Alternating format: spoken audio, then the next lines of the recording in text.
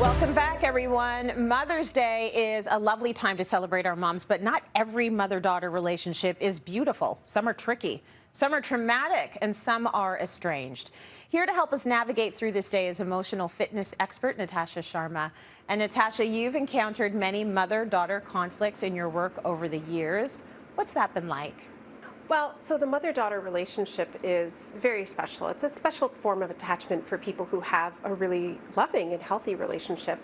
I think what's interesting today is mothers who are raising daughters are really making an effort to raise strong, independent, outspoken girls. And one of the best ways to do that is to actually practice that, is to actually be the kind of person that you want your daughter to grow up to be. So making sure you're practicing that self-value, that self-care, taking time for yourself, and really valuing yourself is actually the best way to raise strong, confident daughters as well.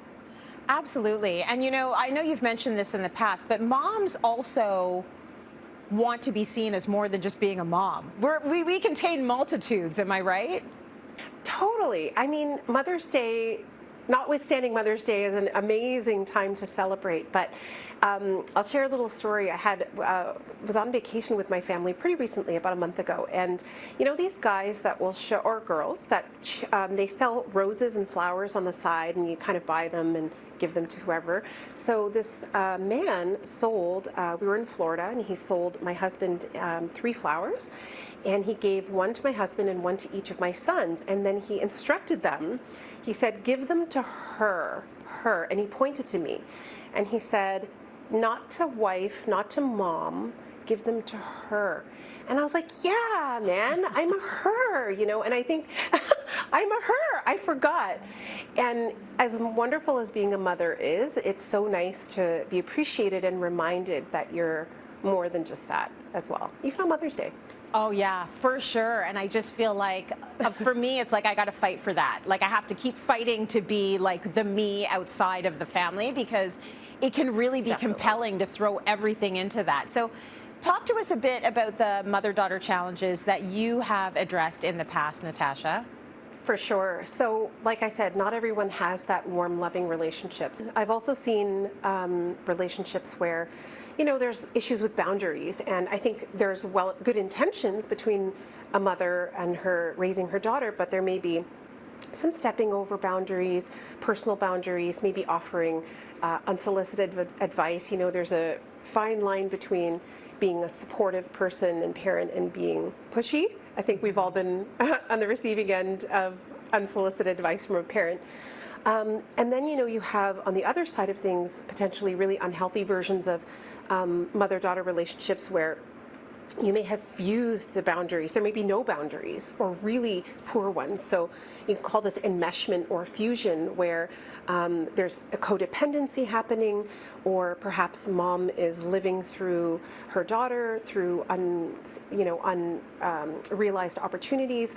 There's also you know, forms of parenting that I've seen, or mothering that I've seen, that are kind of narcissistic. So where mom can be very self-centered and kind of seeing her child as more of a an appendage almost of herself, and sort of something to as a reflection of her own self. So these are issues or situations where needs might not be being met, and that can be, of course, detrimental, not just to the relationship, but to each person individually as well.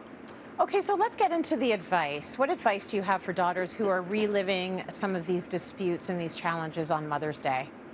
It's an interesting day. I mean, it's been said, it's wonderful and complicated. It's so many things, you know, you can feel lots of different emotions. And I'd say for daughters who maybe didn't have that relationship with their mom, or really have a very contentious one, or feel very conflicted, or, you know, for individuals who may have lost a mother or have lost a child or are trying to conceive a child, I mean, it can be a really triggering day. It can be a very beautiful day. I say for those people, if you don't feel like celebrating it, don't, you know, especially nowadays with social media.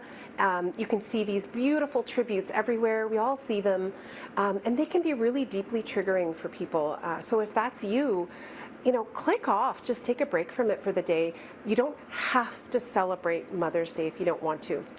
If you do, if you have children of your own and you want to be that person that you never had for them, do it, you know, and celebrate yourself if nothing else at all. You're always deserve to do that. Thank you so much for addressing this, Natasha. It's such an important conversation to have. And it just shows you've got to customize the experience for what makes sense for you. If you are grieving, if you are upset, do not celebrate and get off social media. Do what's best for you. Time for a break. Stay with us. More coming up.